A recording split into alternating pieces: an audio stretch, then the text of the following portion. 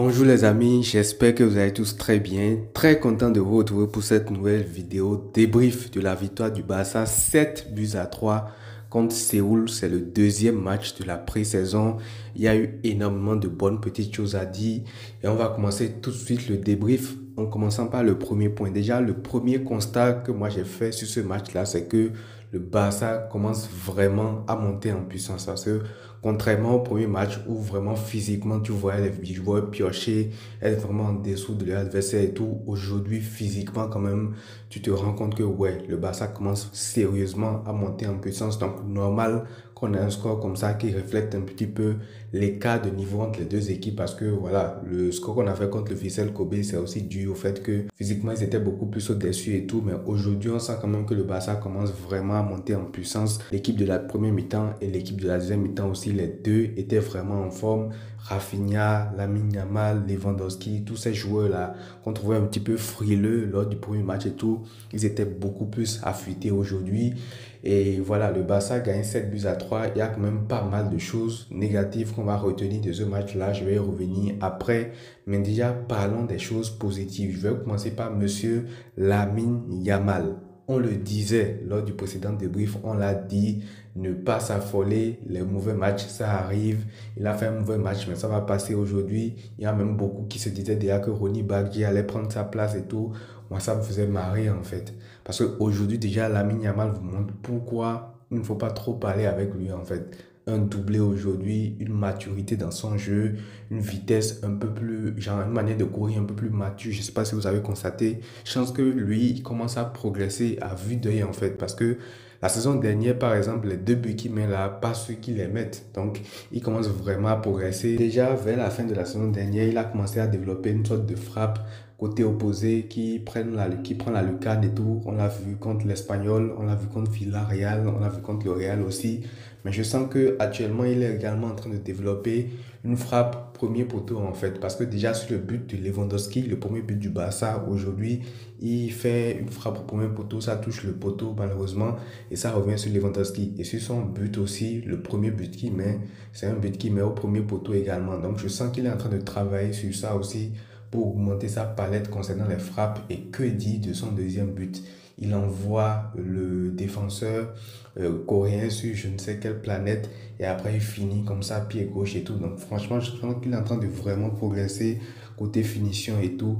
Et encore une fois, voilà pourquoi il fallait pas trop parler, il fallait pas trop s'agiter par rapport à lui parce que ça ne sert absolument à rien. Et j'ai bien aimé aussi, comme je le disais, le match de Rafinha, le match de Lewandowski. Franchement, Rafinha, tu sens que voilà, il commence à faire beaucoup plus d'efforts, il commence à être vraiment en jambes. À un moment donné, il fait un tacle sur le côté. Moi, je pensais même que c'était Araujo. Finalement, je regarde, je vois que c'est lui et tout. Donc, lui, Rafinha, il est en train de montrer que il sera indéboulonnable. Quoi qu'il arrive, son activité sans ballon, même dans un match de pré-saison comme ça, c'est tout simplement n'importe quoi ce qu'il fait Rafinha. Donc franchement, il est en train de prouver à tout le monde que voilà, pour le bouger, ça va être très difficile. Lewandowski aussi a fait un bon match, il était là, il a marqué son but quand il le fallait. Et parlons un petit peu également de monsieur Dani Olmo. Alors Dani Olmo, je ne sais pas trop ce qui lui arrive, mais aujourd'hui il a raté beaucoup de choses. Alors qu'en tant que numéro 10, ce qu'on te demande c'est d'être clinique quand il le faut. Surtout quand on connaît ton profil, parce que lui c'est un profil qui est assez tranchant quand même de base. Certes, avec ballon pour l'activité, pour être disponible pour les autres combinés et tout, il a été bon aujourd'hui.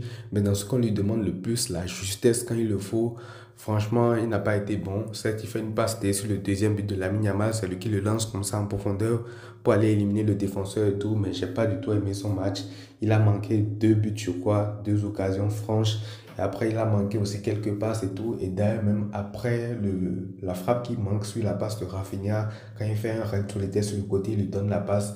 Il manque cette frappe-là. C'est juste après ça que l'autre équipe égalise, même si bon, il y avait un jeu, mais bon, il n'y avait pas la VAR. Donc, bref, tout ça pour dire que Daniel Olmo, j'ai pas été trop fan de son match. Je ne sais pas pourquoi, mais il va falloir vite qu'il se reprenne en main parce que s'il continue comme ça et que Fermin Lopez commence à monter en puissance, ne donne pas cher de ça pour dans ce 11 titulaire. Mais sinon, globalement, la première mi-temps, quand même, tous les joueurs ont été assez haut niveau. Araujo a fait un bon match, Koundé aussi.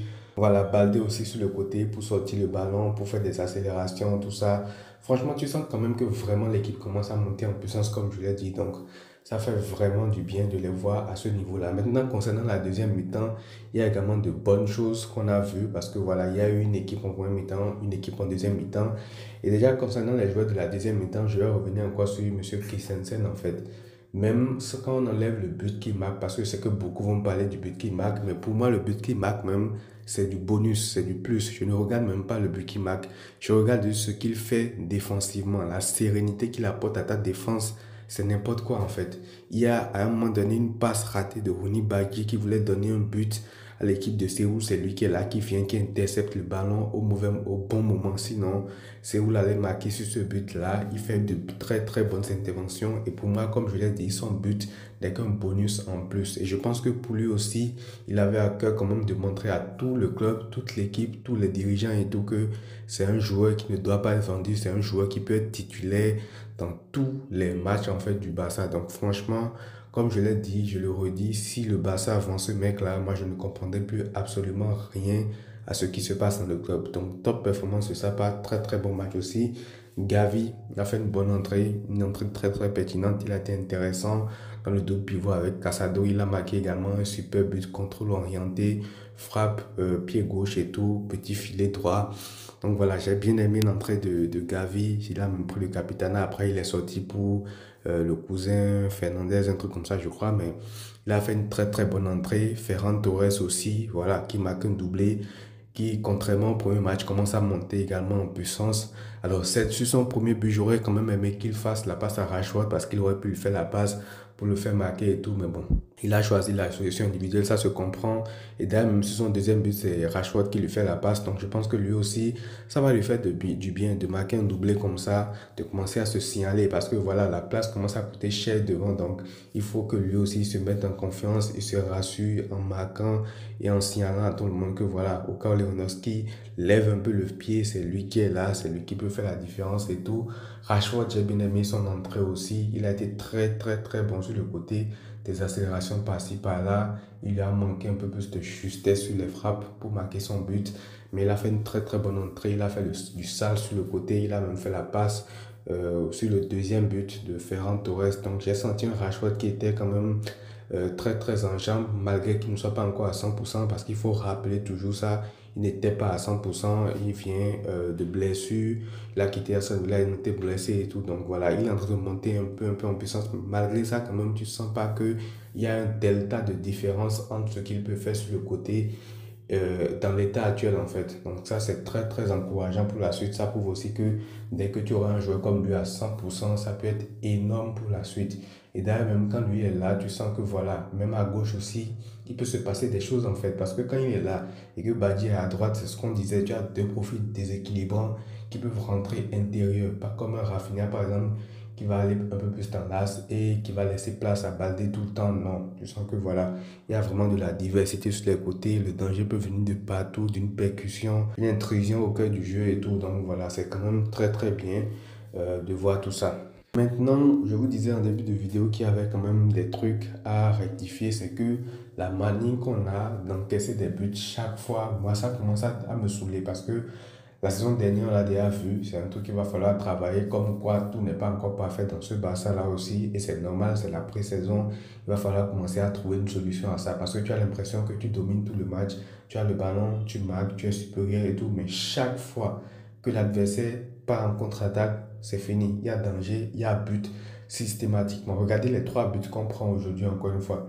Chaque fois contre-attaque, le ballon part, tu prends un but. Chaque fois contre-attaque, le ballon part, tu prends un but. Donc, là, ça commence à devenir trop facile, j'ai l'impression, pour les adversaires de marquer un but. Et là, dites-vous qu'on a joué contre une équipe de Corée, hein. On a joué contre une équipe avec des joueurs random qui n'avaient pas voilà, une qualité de passe folle, qui n'avaient pas des individualités de fou, même s'il y a pas, il y a Lingard et tout, mais voilà, c'est pas le top top niveau non plus.